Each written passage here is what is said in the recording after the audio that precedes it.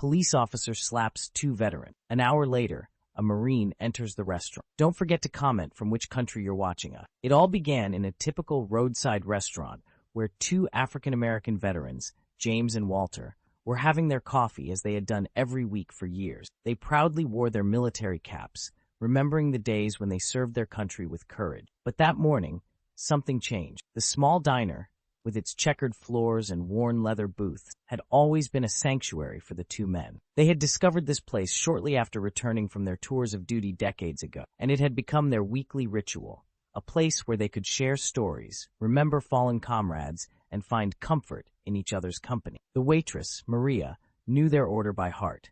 Black coffee for James, coffee with cream for Walter, and 2 slices of apple pie to share. She had watched them grow older over the years, their hair turning gray, their steps becoming slower, but their bond remaining as strong as ever. That particular morning, the autumn sun filtered through the grimy windows, casting long shadows across the restaurant floor. James was telling Walter about his grandson's upcoming graduation from college, the first in their family to achieve such a milestone. Walter listened with genuine interest, occasionally nodding and adding his own thoughts about the importance of education. These moments of normalcy, of simple human connection, were what made their weekly meetings so precious. A local police officer entered the restaurant and approached them with a look of contempt that made everyone present uncomfortable. Officer Bradley Thompson was known in the neighborhood for his aggressive behavior and questionable tactics. He had been with the force for 15 years, but his record was marred by multiple complaints from citizens about excessive force and discriminatory treatment. His superiors had repeatedly overlooked these issues, creating a culture of impunity that had emboldened him over the years. Without any apparent reason, he asked them to identify themselves. The request seemed to come from nowhere. There had been no disturbance, no complaints, no reason for police intervention. The other patrons in the restaurant immediately sensed the tension. Conversations died down to whispers, and an uncomfortable silence settled over the establishment. James, with a calm but firm voice, responded, "Officer, we're just having coffee. We're Marine Corps veterans." His voice carried the weight of decades of service, of battles fought in foreign lands, of friends lost in the line of duty. The small American flag pin on his jacket caught the light as he spoke, a symbol of his unwavering patriotism despite the discrimination he had faced throughout his life. Walter, though remaining seated, straightened his posture instinctively. The military bearing that had been drilled into him during boot camp at Paris Island decades ago was still evident in his demeanor. He had served 3 tours in Vietnam, earning a Purple Heart after being wounded in action while trying to save a fellow Marine. The memories of those days were still vivid in his mind. The heat, the fear, the brotherhood that transcended all racial barriers in the foxhole. The response didn't seem to please him. "Veterans, you?" said the officer with laughter, looking around as if seeking approval from the other customer. His voice dripped with sarcasm and disbelief. Some lowered their gaze, uncomfortable with the obvious display of prejudice unfolding before them, while others watched in silence, too shocked or too afraid to intervene. The officer's behavior was a painful reminder of the struggles these men had faced not just in combat, but in their own country. They had returned from war to face segregation, discrimination, and a society that often refused to acknowledge their service. Despite their sacrifices, they had been denied the same benefits and recognition given to their white counterparts for many years. "Black heroes don't exist," he exclaimed mockingly before approaching the table closer. The words hit like physical blows. Here were 2 men who had literally bled for their country, who had watched friends die in their arms, who had carried out missions that saved countless lives, being told that their heroism was somehow invalid because of the color of their skin. James tried to maintain his composure,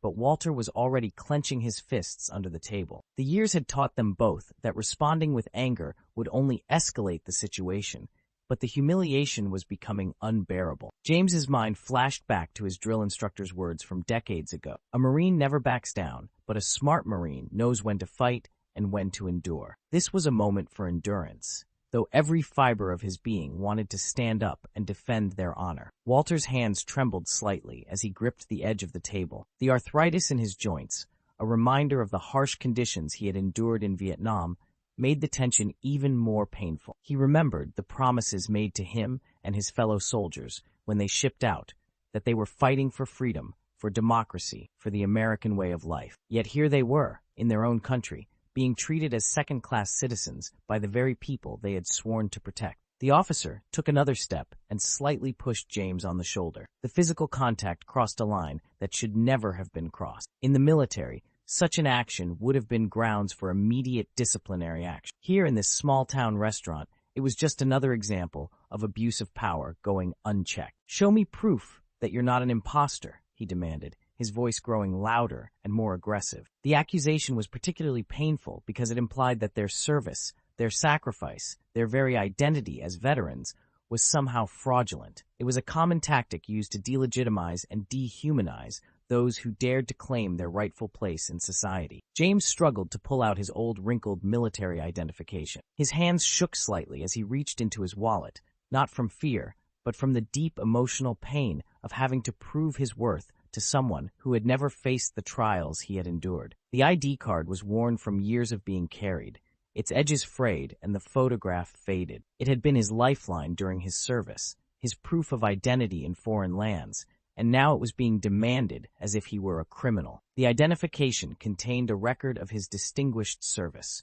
2 tours in Vietnam, commendations for bravery under fire, and a clean disciplinary record. He had earned the respect of his fellow Marines through his actions, not his word. He had carried wounded comrades to safety, had volunteered for dangerous missions, and had never once complained about the conditions or the treatment he received. The officer looked at it with contempt and threw it to the floor, where it landed near the salt shaker and some crumbs from their breakfast. The act was symbolic, a rejection not just of the document, but of everything it represented. Years of service, sacrifice, and dedication were literally being trampled underfoot by someone who had never experienced the brotherhood of combat or the weight of responsibility that comes with defending one's country. The silence in the restaurant was deathly. No one intervened. The other patrons, including several regular customers who had known James and Walter for years, seemed frozen in place. Some customers whispered among themselves, but no one dared to say a word. The weight of social conditioning, the fear of confrontation, and perhaps their own prejudices kept them silent. Among the witnesses was Mrs. Henderson, an elderly white woman who had always exchanged pleasantries with the veterans. She sat rigid in her booth, her coffee growing cold as she wrestled with her conscience. There was also Tom, a middle-aged construction worker who had often nodded respectfully at the veterans' military caps. Now he stared at his plate, unable to meet their eyes. The collective silence was perhaps more painful than the officers' actions. It represented a society that was willing to stand by while injustice unfolded before their very eyes. The restaurant's atmosphere had shifted from one of casual morning conversation to one of oppressive tension. The clatter of dishes from the kitchen seemed unnaturally loud, and the hum of the coffee machine became an uncomfortable soundtrack to the unfolding drama. Even the cook, a young man named Miguel, who had immigrated from Mexico and deeply respected the veteran's service, remained hidden in the kitchen, afraid to lose his job by intervening. The officer, feeling empowered by the silence and lack of resistance, escalated his behavior further. He had always been a bully, but the uniform gave him a sense of invincibility that he had never possessed as a civilian. His own insecurities and failures were being projected onto these 2 men who had achieved something he never could: genuine respect earned through service and sacrifice. Feeling powerful and emboldened by the crowd's inaction, he raised his hand and delivered a sharp slap across James's face. The sound echoed through the restaurant like a gunshot, and James, caught off guard by the sudden violence, barely managed to stay standing. The slap was not just a physical assault, but a symbolic one, a deliberate attempt to strip away the dignity that these men had earned through their service. Walter's reaction was immediate and instinctive. Years of military training kicked in, and he rose from his seat, ready to defend his friend and fellow veteran. But his body, weakened by age and the lingering effects of his war injuries, betrayed him. The officer easily pushed him back down with a forceful blow to the chest, causing Walter to gasp for breath as pain shot through his ribs. "Sit down, old man. You're not at war now. I'm in charge here," the officer declared with a sneer, his voice dripping with contempt and false authority. The words stung more than the physical violence, because they dismissed not just their current dignity, but their entire legacy of service. The irony was not lost on either veteran. They had indeed been at war, fighting for the very freedoms that this officer was now trampling upon. The officer's statement revealed a fundamental misunderstanding of what their service had meant. They had never stopped being at war. They had simply changed battlefield. The war for respect, for recognition, for basic human dignity had continued long after they had returned home. Every day, they faced the ongoing battle against prejudice, discrimination, and a society that seemed determined to forget their contributions. James could barely believe what was happening, not because of the treatment he was receiving, but because of the cowardly silence surrounding them. The lack of support from people who knew them, who had shared conversations with them, who had benefited from their service, was perhaps more devastating than the officers' action. It was a reminder that despite their sacrifices, they were still seen as outsiders in their own country. Was it possible that after everything they had given for their country, they were being treated like garbage? The restaurant manager approached slowly, nervously. "Officer, please, we don't want any trouble." But he interrupted her with a hand gesture. "Trouble? The trouble is these two. They come here pretending to be patriots when they probably barely know how to write their name." James felt something break inside him. It wasn't the slap or the humiliation. It was the pain of seeing how decades of service were reduced to nothing by the prejudice of a man with uniform and power. Walter breathed heavily, holding back tears. "We defended men like you," he murmured, but the officer didn't stop. He took James's coffee cup and threw it to the floor, breaking it into pieces. Then he shouted, "Get out of here before I arrest you for contempt." James looked at him with a mixture of dignity and sadness in his eyes. Walter tried to help him stand up. At that moment, an elderly woman stood up from another table and said with a trembling voice, "I was in the '68 protests, and what I'm seeing now is just as shameful." The officer turned to her. "Crazy old lady, sit down." James and Walter tried to walk toward the exit with difficulty. No one helped them. Some customers looked out the window pretending they didn't see. Others took out their phones, but no one recorded. They just murmured. When they reached the door, the officer shouted once more, "And don't come back. This place isn't for you." Walter stopped for a second and turned his face. This country wasn't for us either, and still we gave our lives for it. If you're enjoying the story, don't forget to like, subscribe, and comment what you think, because what happened next, no one in that restaurant would ever forget. Just as the two veterans were leaving, staggering from the humiliation they had suffered, a tall man in Marine dress uniform crossed through the main door. His presence commanded immediate respect.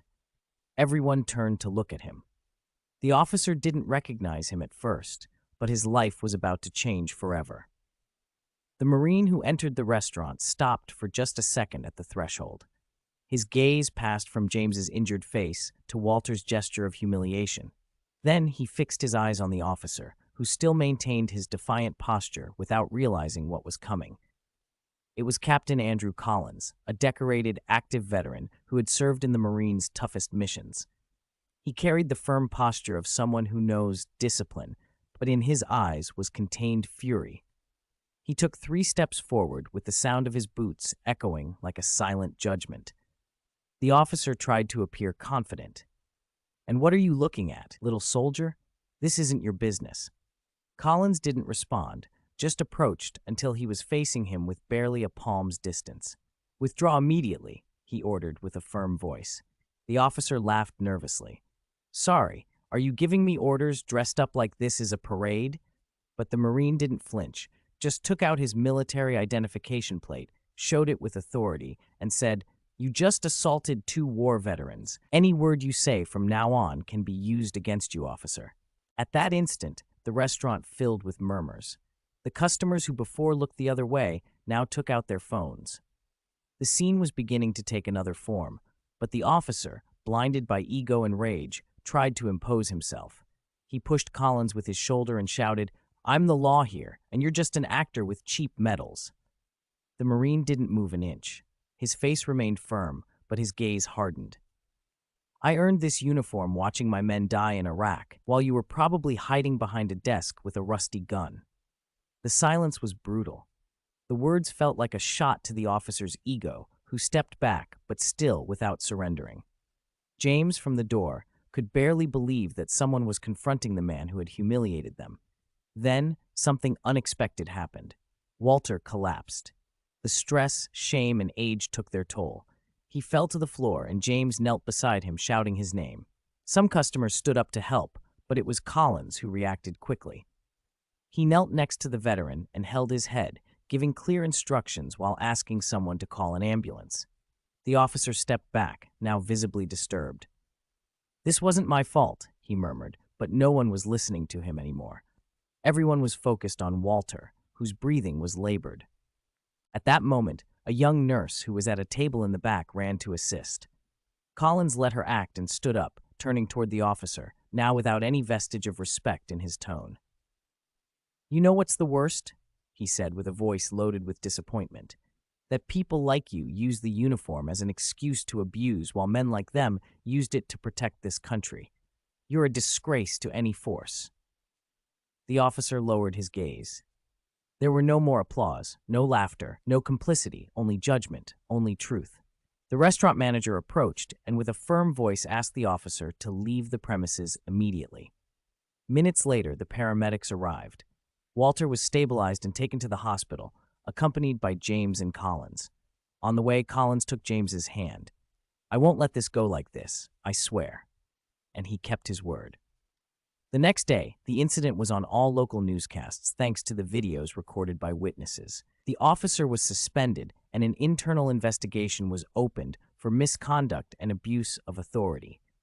The police department published a statement asking for public apologies to the veterans. But the most impactful thing was what happened at the restaurant the following week. The customers organized a tribute for James and Walter. The community gathered to pay tribute to them as true heroes. Collins was the one who spoke. "Today we honor two men who not only served their country with honor, but demonstrated a dignity that many have already forgotten." James, with tears in his eyes, received a symbolic medal from the community, while Walter, still recovering, watched by video call with a smile that summarized decades of struggle. They were no longer alone. The truth had come to light. That day, the restaurant placed a permanent plaque on the main wall that read, "Two heroes had breakfast here. They will never be forgotten." The owner of the place, who had been absent the day of the incident, apologized in person and promised to offer free breakfast for life to all veterans. James shook his hand and said, "We don't want pity, just respect. That's all we asked for from the beginning." The room erupted in applause. You never know who's behind the mask.